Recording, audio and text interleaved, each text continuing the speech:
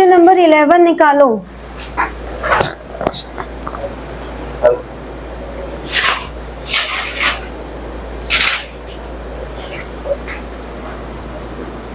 हो गया, पीछे निकाल लिया? इतनी बार कहना ही क्यों पड़ता है इतना?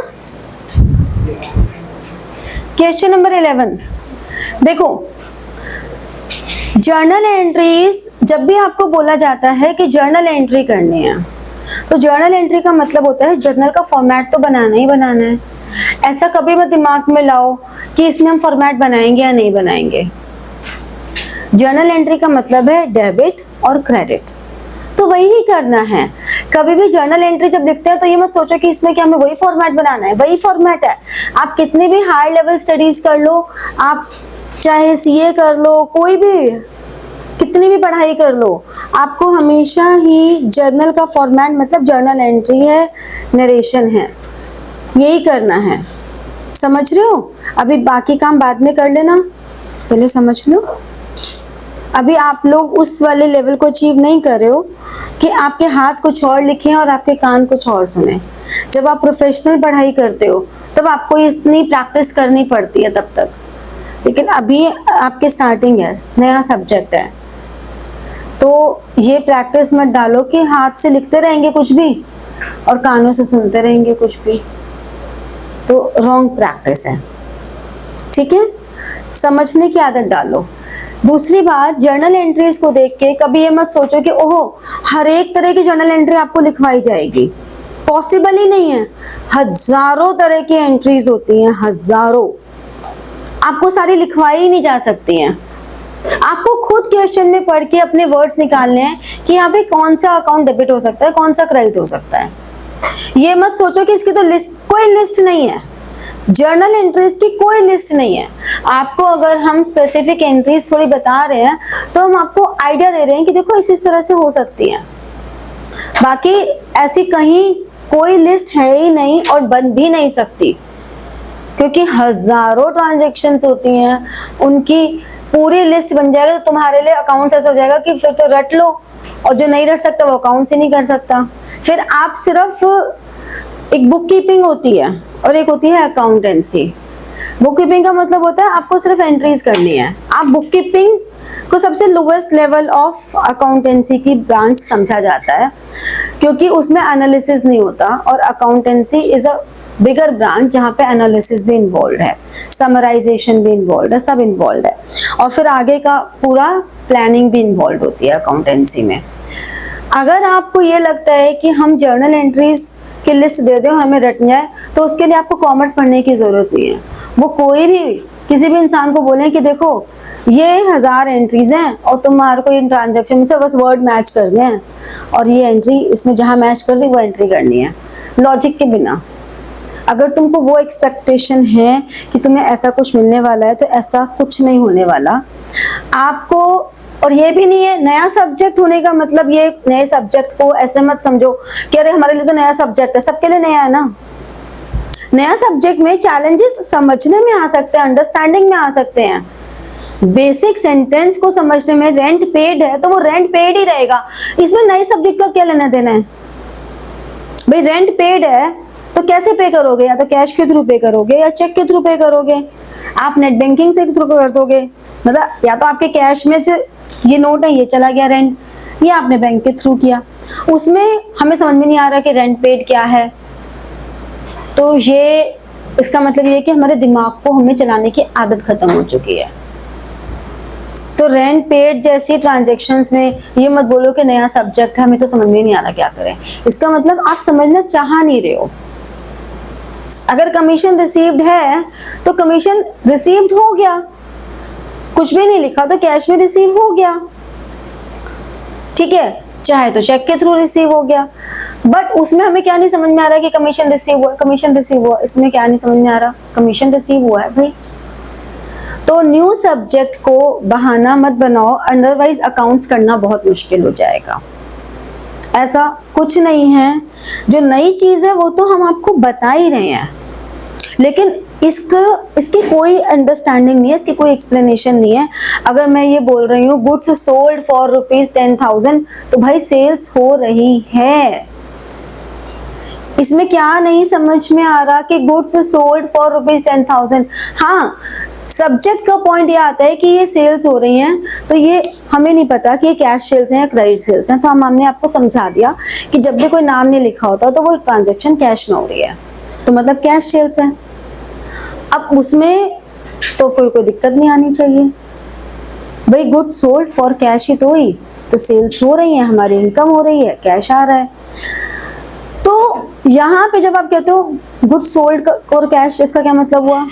गुड्स सोल्ड हो रही है, सेल हो रही है, बेच रहे हैं, सामान बेच रहे हैं, इसका क्या मतलब हुआ? अब बताओ इसका क्या मतलब हुआ? इसका मतलब कैसे समझाया जाएगा? ट्रांसलेशन समझा दी, सामान बेचा जा रहा है। गुड्स सोल्ड फॉर कैश समझा दिया अंग्रेजी में, हिंदी में। अब इसमें क्या समझाया जाएगा आगे? तो तुम खुद सोचो। अगर तुम मुझसे ये सवाल पूछ रहे हो तो इसका मतलब ये है कि तुम्हारा जो रिटेंशन है, तुम्हारी जो अंडरस्टैंडिंग है, उसको तुम यूटिलाइज ही नहीं करना चाह रहे। बेवकूफ नहीं हो तुम, बुद्धू नहीं हो। ऐसा नहीं है कि बुद्धू हो, बात ये है कि तुम यूटिलाइज नहीं करना चाह रहे। तो थोड़ा दिमाग को यूटिलाइज करो। है तुम्हारे पास, नहीं होता तो तुमको अकाउंट्स दूसरे ढंग से पढ़ाए जाने की कोशिश की जाती, लेकिन एट प्रेजेंट सबके पास दिमाग है, बस हम यूज करने की इच्छा नहीं रख रहे हैं। वो इच्छा तो तुम्हें जागृत करनी पड़ेगी, ठीक है? फॉर्मेट बनाना है, मतलब बनाना है, ठीक है? चलो, अब जैसे कि 11th क्वेश्चन है, जर्नलाइज द फॉलोइंग ट्रांजैक्शंस। 1990 में है स्टार्टेड बिजनेस विद कैश। तो फर्स्ट एंट्री क्या हो रही है? ये हमारे पास जर्नल, क्योंकि हमें नाम नहीं पता तो जर्नल ऑफ हमने लिख दिया। ये फॉर्मेट बनेगा ही बनेगा, इसमें कहीं कोई ऐसा कुछ है ही नहीं कि अरे फॉर्मेट क्या जरूरी है, पता तो है लाइनें मारनी है, तो पता है तो करके दिखा दो।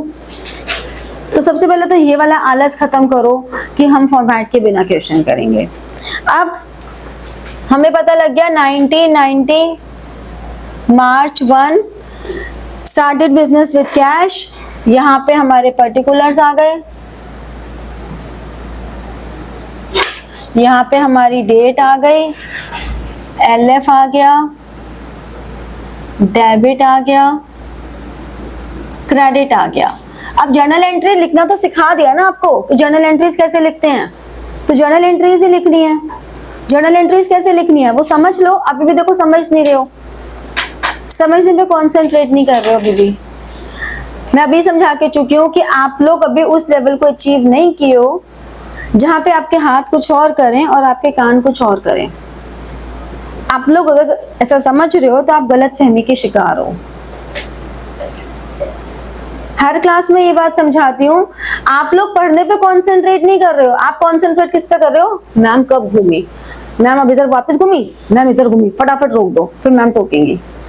तो कंसंट्रेशन मैम के ऐसे घूमने और ऐसे घूमने पे हो रहा है, बजाय इसके कि हम एंट्रीज पढ़ें और उसमें दिमाग लगाएं कि वो ट्रांजैक्शन की एंट्री क्या बनेगी। हम एंट्री बनाने पे दिमाग नहीं लगा रहे, हम तो सोच रहे एक वर्ड लिख के हम टाइम बचा लेंगे। कौन सा टाइम बचाना है, क्या करना है? क्लास तो 2 घंटे की है, तो उस टाइम को बचा के क्या कर लोगे कि एक वर्ड लिखने बैठ जाते हो 1 मिनट में। एक वर्ड, एक लेटर लिख के क्या हासिल कर लोगे?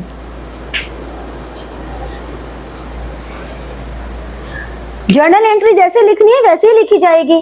अगर डेबिट आपको लिखना है तो डेबिट ही लिखा जाएगा पहले और क्रेडिट बाद में लिखा जाएगा। इसमें क्यों कंफ्यूज हो रहे हो कि हम क्या लिखें? हाथ उठा के चलाओ तो सही बच्चे।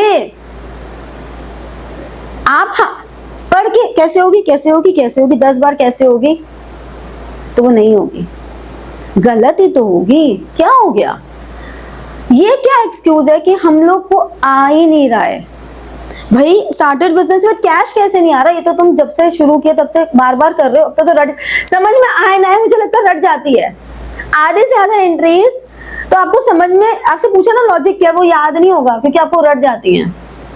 और मेरे ख्याल से स्टार्टेड बिजनेस विद कैश की वही एंट्री है। जो रटी जाती है, लेकिन आपने क्वेश्चन उठा के नहीं देखा क्योंकि आपने पहले से ये मान लिया ये तुम्हें आएगा ही नहीं, तो हमने उठा के भी नहीं देखा कि हम उठा के देखें और कोशिश तो करें, कोशिश ही नहीं की। बेसिकली एंट्रीज पढ़ते हैं तो आधी एंट्रीज तो कर ही लेते, आधी ऐसे होती जो तुम्हें नहीं आती। ऐसे ही नहीं मैंने तुमको बोल दिया कि हाँ इतने करके लाना, मुझे भी पता है कि कितना करके लाओगे, मुझे भी पता है कि अगर करोगे तो 50% एंट्रीज तो कर ही लोगे, 50% ये जो नहीं कर पाओगे। लेकिन तुमने वो 50% करने की कोशिश भी नहीं की, क्योंकि ये कहना ज्यादा आसान है कि मैं समझ में नहीं आया, और मेरे लिए भी बहुत ज्यादा आसान है ये कहना कि आज ये असाइनमेंट खत्म किए बिना यहां से कोई नहीं हिलेगा। मेरे लिए भी बड़ा आसान है। फिर देखो सबके दिमाग कैसे चलते हैं, और हिलेगा भी नहीं, और पूरा 1 घंटा मैं कुछ बताऊंगी भी नहीं।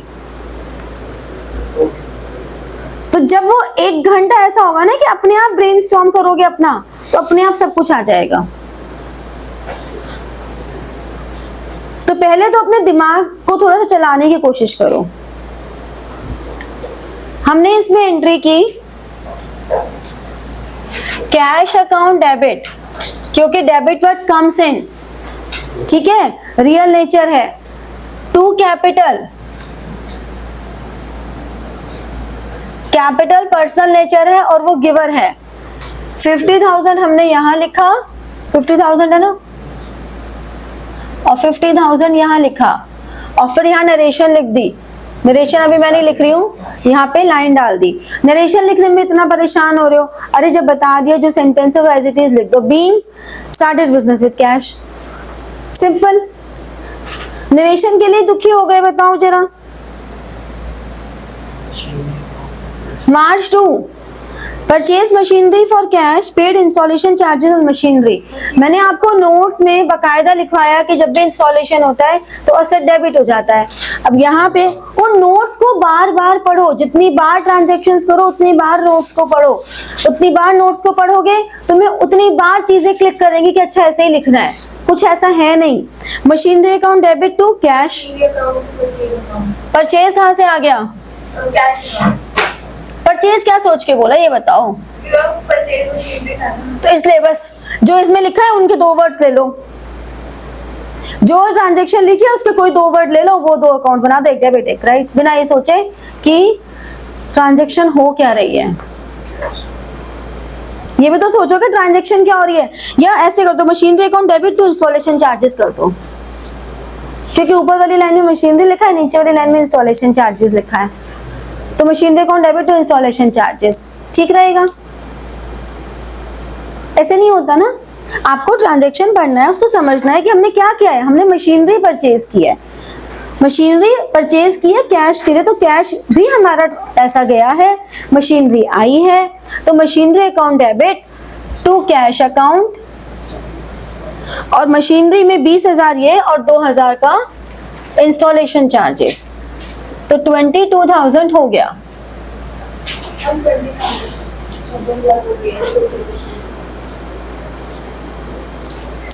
ये तो जो रील्स है ना, उन रील्स ने दिमाग तुम्हारे कर चुके हैं खराब। तुम लोगों का अटेंशन स्पैन हो चुका है बहुत कम, और वो अटेंशन स्पैन कम होने से दिक्कत क्या है, तुम्हारी अंडरस्टैंडिंग भी लो होती जा रही है। तुम समझने की कोशिश, अपने दिमाग को प्रोसेस नहीं डालते हो, वो प्रोसेसिंग ही 30 सेकेंड 40 सेकेंड का हो गया, उसके बाद दिमाग प्रोसेस नहीं करता। प्रॉब्लम यहाँ आ गई है, पेशेंस लेवल खत्म हो चुका है। सबसे आसानी से आसान चीज जो मिल जाए, पकी पकाई खिचड़ी, वो खाना है।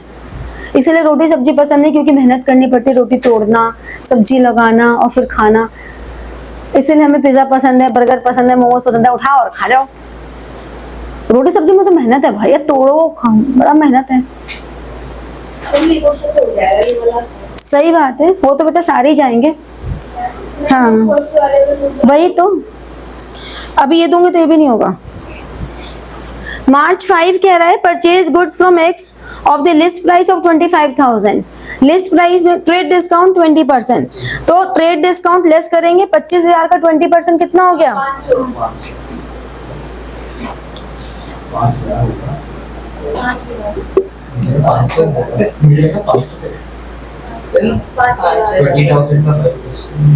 कॉन्फिडेंस होना चाहिए गलत बोलने का भी।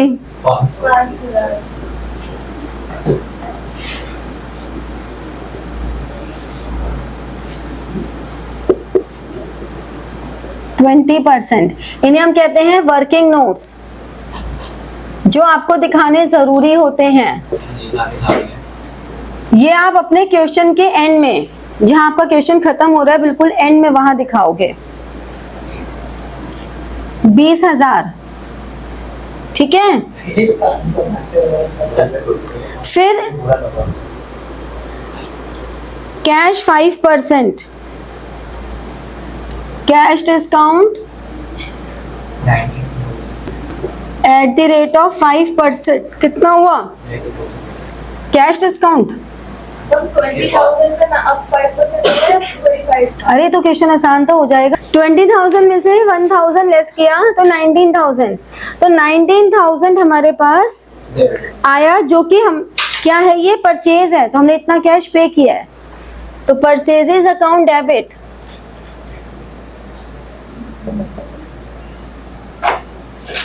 $20,000 टू कैश अकाउंट, 19,000 टू। अब जैसे कि मान लो हमारे पास यहाँ स्पेस नहीं है, तो हम डिस्काउंट रिसीव्ड नीचे लिखेंगे अगर, तो इसका अमाउंट रिसीव्ड के आगे यहाँ लिखेंगे।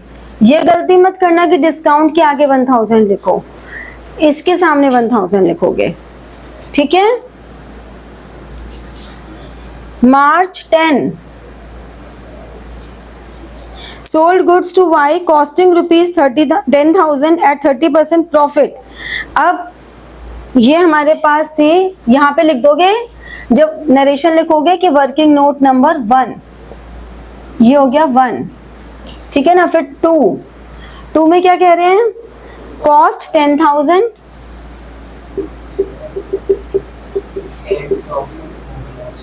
Eight profit 30% is 3,000, 13,000। 10% rate discount,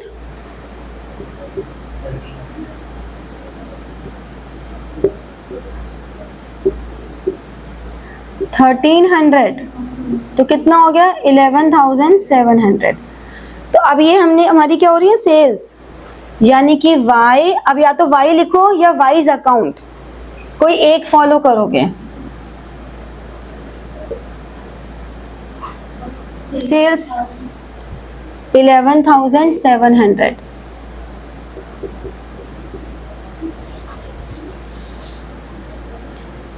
next paid rent, simple rent pay कर दिया। Rent account debited to cash account, कितना 1,000।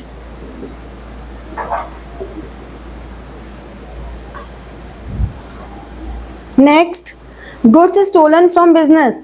अब स्टोलन हो, थेफ्ट हो, इसमें क्या सोचना कि हमने मैम आपने स्टोलन तो लिखवाया ही नहीं।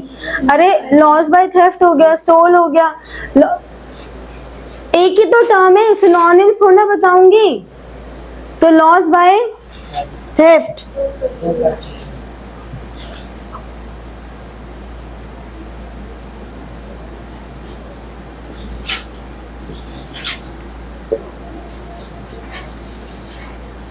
अब हमारा पेज यहाँ पे हो गया खत्म। तुम क्या करेंगे,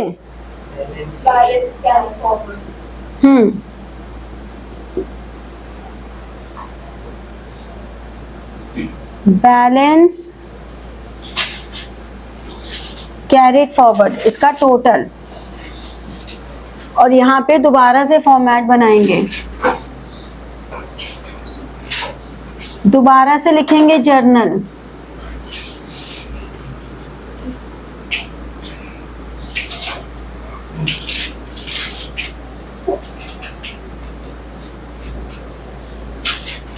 यहाँ लिखेंगे बैलेंस ब्रॉट डाउन, कितना हुआ इसका टोटल, 1,05,700। ठीक है, समझ लो बेटा, समझ लो, समझ लो, समझ लो, समझने में ही कुछ फायदा है। अभी इतना सारा लेक्चर दिया उसके बावजूद भी इसे कहते हैं ढाक के 3 पात। March 22 gave as charity। अब चैरिटी की फॉर्म में, हाँ ये 106 हुआ।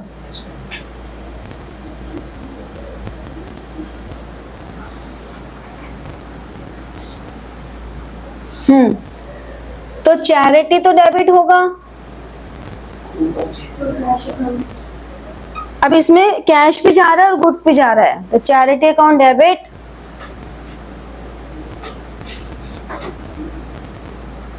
टू परचेज और टू कैश, क्योंकि दोनों जा रहे हैं, और भी कुछ जा रहा होता तो हम उसे भी क्रेडिट कर देते।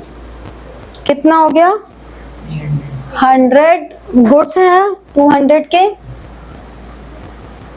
100 ये और 300। फिर 31 purchase post cards and envelopes, तो इसको हम स्टेशनरी लिख सकते हैं। नहीं याद आए तो पोस्ट कार्ड एंड एनवेलप भी लिख दोगे तो कुछ गलत नहीं है, बट हाँ स्टेशनरी लिखोगे तो ज्यादा बेटर है। To cash account 50 rupees. Next 31 purchase a typewriter for business. कितने का टाइपराइटर परचेज किया?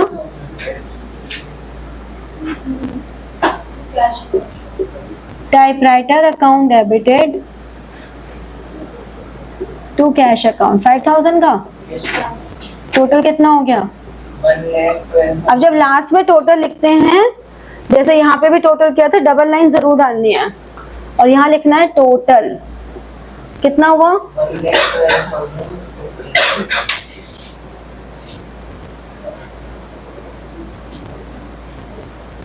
समझे?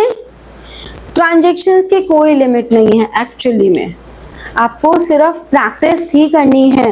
ये तो बहुत थोड़े से क्वेश्चंस हैं जो मैंने आपको प्रैक्टिस के लिए भी दिए हैं, बहुत सारे क्वेश्चंस अभी और भी हैं। अभी टीएस ग्रेवाल के भी पूरे करने हैं, तो मैं तो अभी टीएस ग्रेवाल तक लेके ही नहीं जा रही, क्योंकि मैं अभी आपको, ये सबसे मेजर पार्ट होता है जो बहुत स्लो चलता है, इसीलिए मैं ये छुट्टियों में खत्म करा देना चाहती हूँ। क्योंकि थ्योरी पार्ट जो है ना, थ्योरेटिकल पार्ट हमारा फटाफट हो जाएगा, लेकिन ये जो जर्नल है ये बहुत प्रैक्टिस मांगता है। तो हम जितना अभी कर लेंगे छुट्टियों में, उतना हमारा बेस अच्छा बन जाएगा। क्योंकि आप अकाउंट्स के किसी भी लेवल पे चले जाओ, जो बहुत बड़े बड़े लेवल पे जॉब भी कर रहे हैं ना, वो बच्चे भी ना जर्नल एंट्री पे ही जाते हैं, क्योंकि अकाउंटिंग की कोई भी प्रॉब्लम सिर्फ जर्नल एंट्री के थ्रू ही सॉल्व हो सकती है। कोई भी प्रॉब्लम, बच्चे किसी भी लेवल पे होते हैं, वो इतनी बढ़िया बढ़िया जॉब में होते हैं, इतने हाई प्रोफाइल पे होते हैं, वो भी जर्नल एंट्री के थ्रू ही सारी बड़ी से बड़ी प्रॉब्लम सॉल्व करते हैं। तो जर्नल आपका बहुत बड़ा बेस है। ये गड़बड़ हो गया, और अगर आपको जर्नल करना आ गया तो समझो अकाउंटिंग का कोई भी लेवल करना आ गया, कोई भी लेवल। क्योंकि अगर आपको सॉफ्टवेयर भी यूज करना है तो भी आपको जर्नल की नॉलेज होनी चाहिए। आगे की जो अकाउंट्स है वो खुद बना देता है, अगर आपको जर्नल की नॉलेज नहीं है तो आप कुछ नहीं कर सकते हो। तो जर्नल बहुत बड़ी चीज है, बहुत प्रैक्टिस मांगती है, आपके दिमाग की एक्सरसाइज मांगती है। तो जर्नल को जितना प्रैक्टिस कर सकते हो, मैं इसीलिए इतने इतने क्वेश्चंस दे रही हूँ। अभी तो बहुत कम दे रही हूँ, मैं रोज के 20 क्वेश्चंस तुम्हें दूंगी। कैसे करोगे? समझो, थोड़ा दिमाग को खोलो, ठीक है? चलो नोट डाउन करो। तो like, share and press the bell button for getting your notifications and comment. ठीक है? Thank you.